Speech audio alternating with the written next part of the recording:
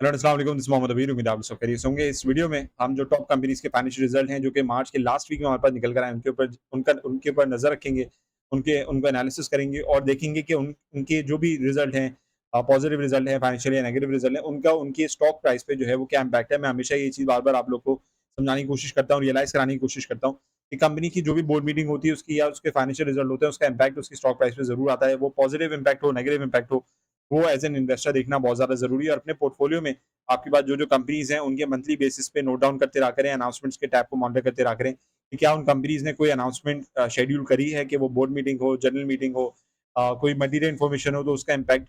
को देखना, मटीरियलाइज़ करना बहुत ज़्यादा ज़रूरी है और एज़ एन इन्वेस्टर इन सब चीज़ों पे जब आप नज़र रखेंगे तो हमेशा अपने स्टॉक में बेहतर डिसीज़न जो है वो ले पाएँगे कि उसके अंदर मज़ीद इन्वेस्टमेंट करनी है या उसके अंदर जो है वो इन्वेस्टमेंट को कम करना है। तो आइए स्क्रीन पे चलते हैं और स्क्रीन पे चलने के बाद हम सबसे पहले जो हमारे पास इस वीक मार्च के लास्ट वीक में हमारे पास रिजल्ट निकल कर आया वो सिस्टम लिमिटेड का था। ऑल्दो फाइनेंशियल जो है वो स्टेबिलिटी हमारे पास सिस्टम्स के अंदर नज़र आती है, अर्निंग पर शेयर की भी आहिस्ता-आहिस्ता ग्रोथ हमें पॉजिटिव डेवलपमेंट में नज़र आ रही है। 4-4 महीने का इनका एक क्वार्टर होता है और 4-4 महीने के हिसाब से अपने क्वार्टरली रिजल्ट्स देते हैं। ऑल्दो अगर हम क्वार्टरली बेसिस की अर्निंग पर शेयर की बात करें तो वेरिएशन हमें यहाँ पे नज़र आ रही है, लेकिन सेल्स भी जो है वो साथ-साथ इंक्रीज़ होते हुए नज़र आ रही है। प्रॉफिट आफ्टर टैक्सेशन जो है, वो हम देख सकते हैं कि पिछले बिल्कुल जो इसका सेकंड क्वार्टर था 4 महीने का, उससे ज़्यादा हमें ज़रूर नज़र आता है, लेकिन ओवरऑल फर्स्ट क्वार्टर से अगर हम बात करें साल के स्टार्टिंग में रिज़ल्ट ज़्यादा अच्छा था, उसके बाद साल के एंड पे अगेन ओवरऑल ग्लोबली भी इस वक़्त इश्यूज़ हैं और लोकल भी हमारे पास यहाँ पे पाकिस्तान में इश्यूज़ नज़र आते हैं, तो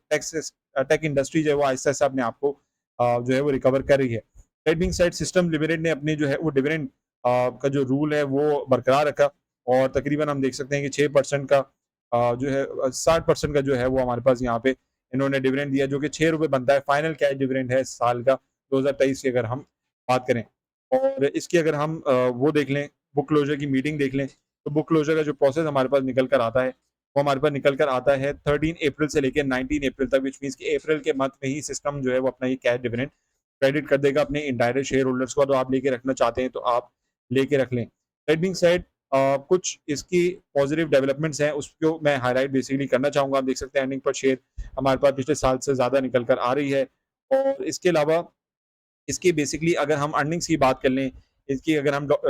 सिस्टम की जो शेयर होल्डर रिपोर्ट है उसकी अगर हम बात कर लें, तो हम देख सकते हैं कि कंपनी के जो फाइनेंशियल रेवेन्यूज़ है ईयर ऑन ईयर बेसिस पे 55% का इंक्रीज़ है, ग्रॉस प्रॉफिट 42% का इंक्रीज़ है, ऑपरेटिंग प्रॉफिट अगर हम बात करें 40% का इंक्रीज़ नज़र आता है, प्रॉफिट बिफोर टैक्सेशन 36% और प्रॉफिट आफ्टर टैक्सेशन भी तकरीबन 36% सिमिलर में नज़र आती है और 31% का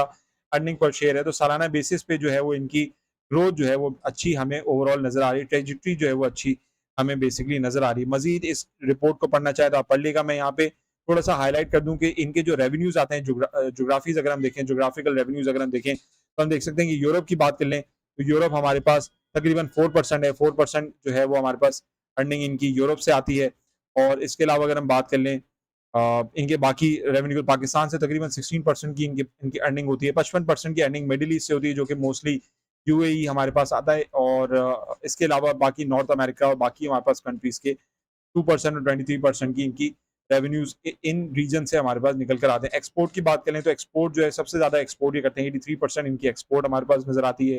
करेंसी की बात करें तो यूएस डॉलर में सबसे ज़्यादा अर्निंग इनकी आती है, पीकेआर में 18% है और यूरो की बात करें तो 5% इनकी अर्निंग हमें नज़र आती है। तो करेंसी की बात कर लें, कॉस्ट जो सबसे ज़्यादा कॉस्ट अगर कहीं आती है तो वो पाकिस्तान में आती है, बिकॉज़ पाकिस्तानी ओरिजिन की कंपनी है। 64% की इनकी कॉस्ट है और यूएसडी में इनकी तकरीबन 36% की कॉस्ट हमें निकल कर आती है। तो दैट बीइंग सेड जब पाकिस्तान में इन्फ्लेशन इश्यूज़ होते हैं तो इनकी कॉस्ट जो है वो पाकिस्तान में बढ़ जाती है। इस वजह से पाकिस्तानी स्टॉक मार्केट में इसकी जो शेयर प्राइस है वो बहुत ज़्यादा वेरिएशन का भी, तो वॉलेटिलिटी का जो है वो बेसिकली हमें शिकार नज़र आती है और as an investor point of view से अगर हम ओवरऑल डिस्काउंटेड मेजर्स की बात करें तो डिस्काउंटेड ज़रूर सिस्टम हमें नज़र आता है। लेकिन अभी ओवरऑल जो है वो पॉजिटिव बुलिश सेंटीमेंट सिस्टम के अंदर नज़र नहीं आता, ऑल्दो उसका रिज़ल्ट काफ़ी अच्छा हमें नज़र आ रहा है। सैप पावर की बात कर लें, सैप पावर अगेन एक डिविडेंड पेइंग स्टॉक है, पावर सेक्टर का हमारे पास स्टॉक यहाँ पे नज़र आता है और इसने भी अपनी जो dividend paying capacity financial year for the year ended 2023 का जो इन्होंने साल एंड किया है,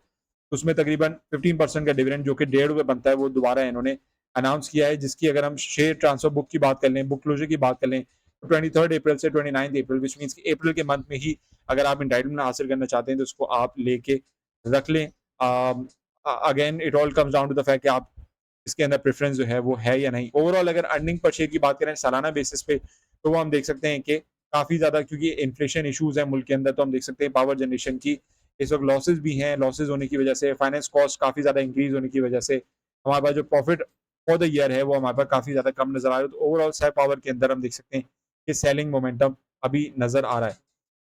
मूविंग फॉरवर्ड बात कर लें, एक और हमारे पास एक अलग किस्म की प्रोफ़ाइल की जो है वो कंपनी है मिसेलेनियस सेक्टर की, पाकिस्तान में एल्यूमीनियम बेवरेजेस कैन्स वगैरह बनाती है, तो वो भी एक कंपनी है जो कि फाइनेंशियली बहुत ज़्यादा अभी ग्रोथ अभी हमें इसकी नज़र नहीं आ रही। ऑल्दो ऑब्वियसली हमें पता है कि सेल्स वगैरह होती रहती हैं और प्रोडक्शन वगैरह भी चलती रहती है। एक सरप्राइजिंग फैक्टर जो पाकिस्तान एल्यूमीनियम बेवरेज कैन का है वो ये है कि अभी भी जो है हमारे पास बहुत ज़्यादा कंसिस्टेंट बेसिस पे डिविडेंड्स ये कंपनी नहीं देती। अगर हम पे आउट्स की बात करें तो हम देख सकते हैं कि अभी 2022 और 2023 में एक-एक दफ़ा जो है वो पे आउट अपना देते हैं। 35% का जो ₹3.5 बनता है, तो अभी भी इन्होंने साल का 3.5% का रिटर्न 3.5% का जो डिविडेंड है वो इन्होंने अनाउंस किया है। शेयर ट्रांसफर बुक की बात कर लें, तो हमारे पास जो बुक क्लोज़र का प्रोसेस है वो 20th अप्रैल से लेके 29th अप्रैल तक हमें नज़र आता है। अर्निंग पर शेयर की बात करें तो पिछले साल से अब चूँकि इकोनॉमिक एक्टिविटीज़ हमारे पास बढ़ती हुई नज़र आई, तो तकरीबन ₹14 का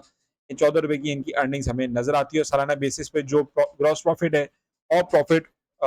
नेट प्रॉफिट है वो भी हमारे पास अच्छा खासा बढ़ता हुआ नज़र आता है। लेकिन ऑल्दो अच्छे प्रॉफिट के बावजूद हमारे पास इस स्टॉक के अंदर कोई बहुत ज़्यादा रेगुलर वॉल्यूम हमें नज़र नहीं आती। 2.1 मिलियन की वॉल्यूम हम यहाँ पे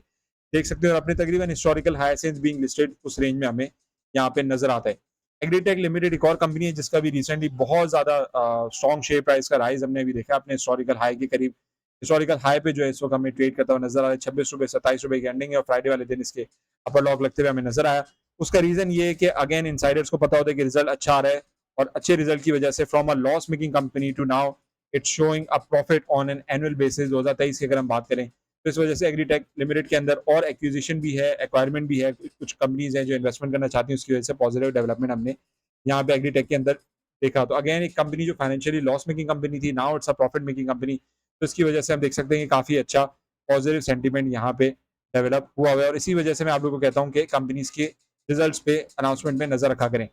पैकेजेस लिमिटेड की बात करें, एक बड़ा सरप्राइजिंगली कैश डिविडेंड जो है वो पैकेजेस लिमिटेड ने अपना जो है वो अनाउंस किया है ₹27.5 का और इसकी बुक क्लोजर की प्रोसेस की बात करें तो बुक क्लोजर का प्रोसेस हम यहाँ पे देख सकते हैं कि तकरीबन अप्रैल के मंथ में ही इसकी जो है वो हमारे पास बुक क्लोजर का प्रोसेस हमारे पास निकल कर आ जाता है। Let me share the 23 April से 29 अप्रैल तक का इसका बुक क्लोजर प्रोसेस है। Last but not the least agritech अलगाज़ी ट्रैक्टर लिमिटेड की अगर हम बात करें, ट्रैक्टर्स बनाते हैं और एग्रीकल्चर सेक्टर्स को जो है वो बना के देते हैं। जनरेटर्स वगैरह बनाते हैं, स्पेयर पार्ट्स हैं और एग्रीकल्चर को सॉल्यूशंस वगैरह भी प्रोवाइड करते हैं। इसके अगर हम रिज़ल्ट की बात करें तो क्या है डिविडेंड इन्होंने कोई भी अनाउंस नहीं किया। उसका रीज़न ये है कि हमारे पास जो अर्निंग पर शेयर है जो अर्निंग्स है अभी अगेन जो इस वक़्त ट्रैक्टर की सहूलत है, जो ऑटोमोबाइल का इस वक़्त हालात हैं, तो कंपनी जो एक्स्ट्रा अर्निंग्स है वो अपने पास सेव करके रख रही हैं और वैसे अगर हम इनके पे आउट रेशियो की बात करें, तो सालाना बेसिस पे ये अच्छा पे आउट ज़रूर देते हैं, लेकिन 2022 ऑनवर्ड्स इन्होंने कोई भी पे आउट नहीं दिया because obviously auto auto sector की इस वक़्त काफ़ी ज़्यादा मुश्किलात हैं, हमारे मुल्क के अंदर काफ़ी ज़्यादा इश्यूज़ हैं। ऑल्दो अर्निंग्स अगर हम देख सकते हैं, ग्रॉस अर्निंग भी इंक्रीज़ करते हुए नज़र आ रही है और प्रॉफिट फॉर द ईयर अगर हम बात करें, तो वो सिमिलर क्लोज़ है पिछले साल से 2.1 मिलियन की बात करें, तो अभी 2.6 मिलियन की अर्निंग हमें नज़र आती है और अर्निंग पर शेयर तकरीबन 45% की अर्निंग पर शेयर है। तो overall again financing cost, taxation increase होने की वजह से हम देख सकते हैं कि इन्होंने अपनी अच्छी अर्निंग्स में से कोई भी डिविडेंड नहीं दिया और इसी वजह से हमारे पास इस सेक्टर के अंदर अभी बहुत ज़्यादा वॉल्यूम जनरेट होते हुए नज़र नहीं आ रही। So this was the analysis and discussion on companies financial result जो मार्च के लास्ट वीक में हमारे पास निकल कर आई हैं। Do let me know your feedback in the comment section below और अपने जो है क्वेरीज़ वगैरह कोई भी हो तो मेरे साथ आप व्हाट्सएप पे कनेक्ट कर सकते हैं। डाउन बिलो आपको मेरे कॉन्टैक्ट नंबर की डिटेल्स नज़र आ रही है। मिलते हैं इंशाल्लाह अपनी रेगुलर वीडियोज़ के साथ। दुआ में याद रखिएगा। Until next time this Mohammad Habib signing off. Take care. अल्लाह हाफ़िज़।